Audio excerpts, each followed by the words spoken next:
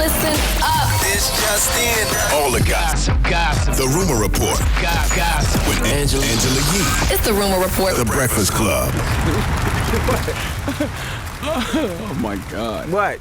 Nothing. No, next hour we taking calls about Dr. Carhart's interview, by the way. Yeah, so you can get on the phone lines right now, 800-585-1051. Just your thoughts of the doctor.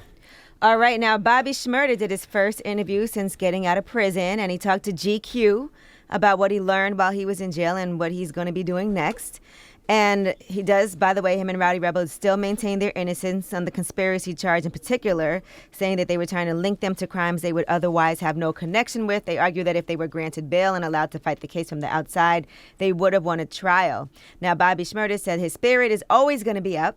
He said, I used to sleep next to people who had 40 to life, people who have been in there for 30 years and haven't laughed. I'd have them crying all day. When you got good energy, no matter where you at, you could bring a smile to someone's face. And he also said, I'm not saying jail is not going to break anybody, but usually jail I don't really care about. Even though I'm locked up all the time, I still live good in jail since I was 12. He said he knows how to survive. You get the best treatment in jail when you get a job. You want to shower 5 times a week instead of 3, get a job. Eat better, get a job. More phone time, get a job. But he said they kept firing him when they realized he was just doing it to stay on the phone. He also talks about his lowest time and the moment that broke him.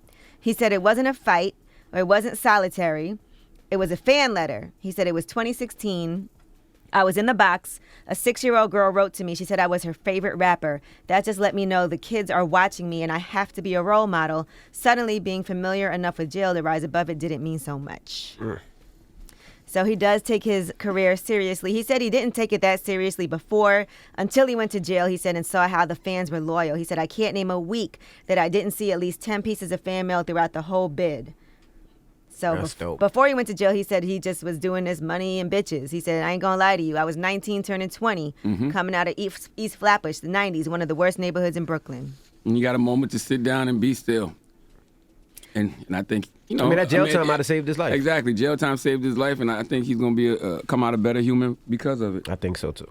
And as you know, Quavo was there when he got out to pick him up. And they talk about how they had instant magic when they all first met. He said whenever the Migos came to New York City in 2014, they made sure to link up with Bobby like the night at Powerhouse when Quavo said he met Jay-Z for the first time backstage with Rowdy. So they all linked up. And I actually remember that. I remember that because I had to go in the Migos dressing room to interview them for something for MTV and MTV2. And then Bobby them came in there. All right, now let's talk about the Coming to America sequel. Are y'all ready for this? You guys saw it already, right? Yeah. March 5th on Amazon Prime, it's coming out. So they've been doing their interviews. Now, Arsenio Hall and Eddie Murphy said they had a pact to never make a Coming to America sequel, but they did end up doing it. Here's what they had to say.